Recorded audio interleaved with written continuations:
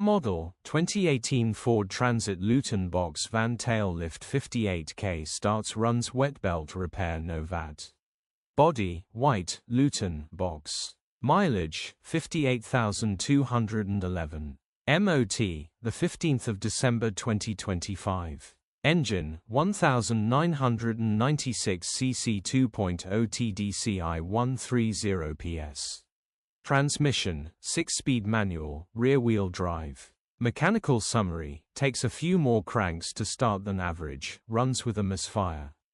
Timing belt has slipped, suspected 1 to 2 teeth out of timing. Popping sound from intake, some kind of wet belt cambelt issue. Condition summary, bodywork is very clean and presentable.